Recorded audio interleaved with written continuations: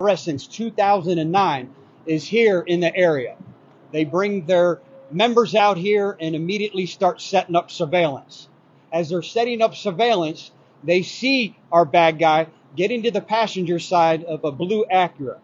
There's a driver who is his stepson, that's the driver, and then there's also a passenger sitting in the rear seat behind the bad guy. As they go to leave, the U.S. Marshals do an absolute superb job of making the conscious decision that, hey, this is a less traveled roadway. Let's conduct a tactical traffic stop here before this individual is able to get to a more populated area, putting other innocent lives in danger. What is a tactical traffic stop? That's when we box in an individual to make sure that there's no pursuit. It's an attempt to get a peaceful resolution and effect an arrest in every way possible. They box the individual in from the back, from the front. They activate their emergency equipment. The driver decides that, hey, my stepdad's not going to jail today. I'll get you out of here and continue that attempt to elude arrest. So he floors the car and rams the Polk County Sheriff's deputy's vehicle, who's the first in line behind him. They box him in even tighter and then exit the vehicle, knowing that at this point he can't go anywhere. The first to exit their vehicle and approach the bad guy's car is a Polk County Sheriff's deputy. He approaches the driver's side of the vehicle as two Tampa police officers take a strategic and tactical position on the passenger side. Our bad guy decides that he has, once again, exemplified he has no regard for human life, not even a family member, and he shoots across the inside of the car out the window trying to strike the Polk County Sheriff's deputy. The Polk County Sheriff's deputy returns fire. The two Tampa police officers who placed themselves willfully in this dangerous position, they discharge their firearms as well. They're able to remove the bad guy from the vehicle, and he died here at the scene. Our commitment to protect this community runs deep. Nothing will ever stop us from doing whatever it takes to keep the citizens we serve safe. I have to take just a moment and thank the U.S. Marshal Task Force. Again, individuals that don't make extra money but place themselves in danger each and every time they decide to place one of these dangerous criminals under arrest. Thank God none of them are injured here today. The driver of the vehicle who rammed the law enforcement vehicle behind him is Angel Torres Vallejo. He's 19 years of age. He has been charged here with a felony charge as well.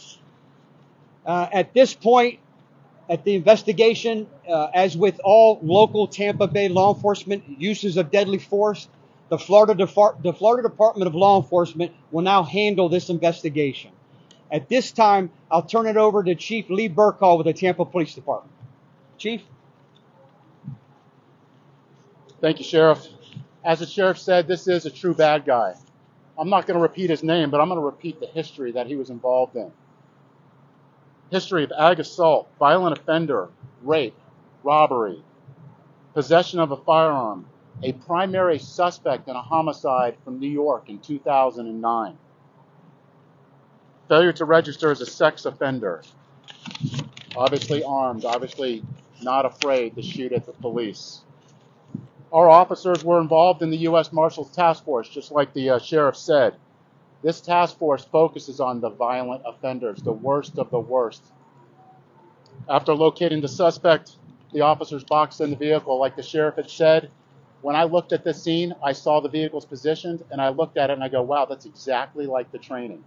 The training that these officers receive on this task force is beyond what you could all imagine. They are the most trained and well-respected officers. And literally, it was textbook looking at the scene.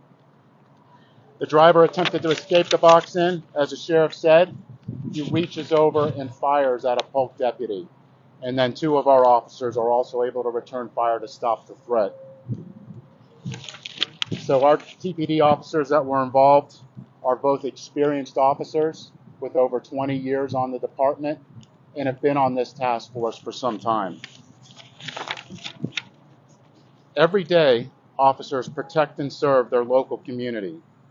The officers on this task force work in partnership to ensure the most dangerous criminals cannot harm themselves or any of our community members.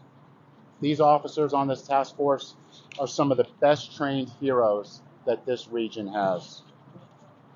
They'll continue their commitment to keeping this community safe. Thank you. Sheriff. At this time, I'd like to introduce Madam State Attorney Susie Lopez with the 13th Judicial Circuit. Susie? Thank you, Sheriff. I'd like to start out by saying how thankful we are that all of the officers involved today are safe. They put their lives on the line every day to make our community a better place to live, and we're grateful that they are all safe.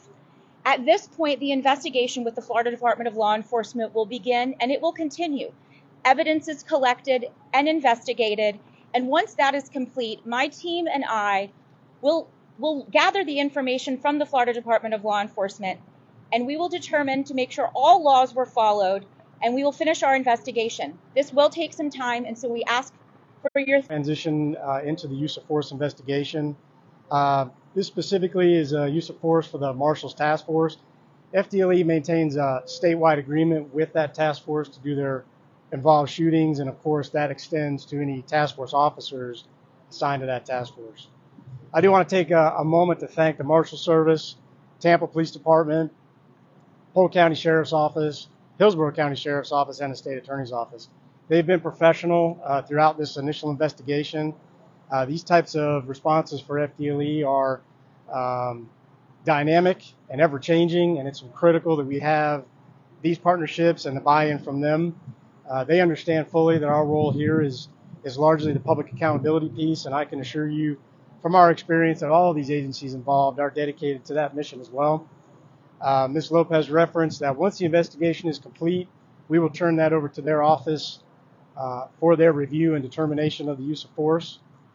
Also, and I've said it before, I want to take the time to thank these agencies. You know, our members here at FDLE in this region live, work, our kids go to school nearby, and we thank them for their professionalism and working so well with us in these difficult cases.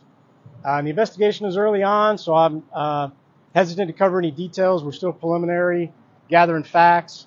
So beyond what the sheriff and the chief offered, that'll be all for our statement today. Thank you. Thank you. Any questions for any of the four of us at this time? We'd be glad to answer. Sheriff, are you able to describe at all the evidence in any depth at all about how you were led to this apartment complex, what type of tip you got that he would be here, and why you acted today? Great question. Unfortunately, I can't.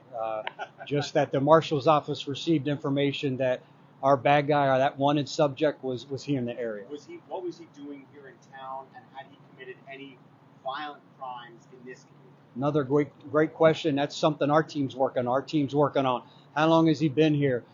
Who's he related to? What's his connection here to Tampa Bay area? And then link back to any type of violent crimes. We'll certainly look into that and see if he happens to be a suspect in any of those crimes. So absolutely, a lot of work to be done from this point forward, and that's something that this part of the investigation that we will handle. Sheriff, you mentioned that the primary suspect was pronounced dead here at the scene. What about, and thank you for this, there's no interest in law enforcement officers. What about their injuries to the other individual driving the vehicle? Were there any other people in the vehicle at the time? Yeah, fortunately, the driver who could have surrendered and I think helped us with a more peaceful resolution, decided to continue the charades, continue the escape, and allow his stepdad to elude arrest, rammed the car. But fortunately, to answer your question, neither he nor the passenger in the rear of the vehicle who was seated behind the bad guy were injured in any way, shape, or form. Again, I think that goes to show you how well trained and educated law enforcement officers are this day. From 32 years ago to now, our officers have never been more trained or more educated. Educated and trained in de-escalation and trying to peacefully resolve a situation, but also in times like this, when an active assailant is going to try to hurt them, harm them, the way that they can protect themselves and others, they are prepared to do that as well. And I don't understand. I don't know if it's movies. I don't know if it's TV where they see the bad guy gets away. But I can promise you, with how educated Tampa Bay law enforcement is. Promise anyone out there who feels they're going to attack a law enforcement officer, shoot at a law enforcement officer in an attempt to escape arrest or escape accountability for any type of crime they have, you're not going to see any different result than what you saw here today. If you shoot at law enforcement, there are real consequences. What would the relationships between three individuals and the primary suspects are? I'm not sure exactly what all the relationships are. Again, we're still working through that now. We're still working to positively identify the rear passenger, making sure we know. They had informed me that he's from New York as well, so it's taking a little extra work. So not sure what his criminal history is. Working through all those details as we speak. We have a lot of work to still do. The U.S. Marshals Task Force, can you give a bit of an idea as to how many of our local law enforcement officers are a part of that? That's a great question. To my knowledge, I believe every agency, every sheriff's office in this Tampa Bay and surrounding areas contributes at least one individual, some two, to members of the task force. And again, their sole purpose is to take a warrant of some of the most dangerous individuals, again, that your mind can create. And they're tasked with the tremendous responsibility of going to place those individuals under arrest. In events like this, they all come in from all over to help? Yes, there's no jurisdiction when you've been deputized by the U.S. Marshals Task Force. They can be in Polk County, Hernando, Manatee. They go wherever the bad guy leads them. What do you know about the crime in New York, this first-degree murder charge? What is he accused of, and what details can you give us about that? Yeah, we know that it's an arrest warrant for first-degree murder from 2009. I think that's what makes this so comforting, is that being on the run since 2009, this individual was finally taken into custody.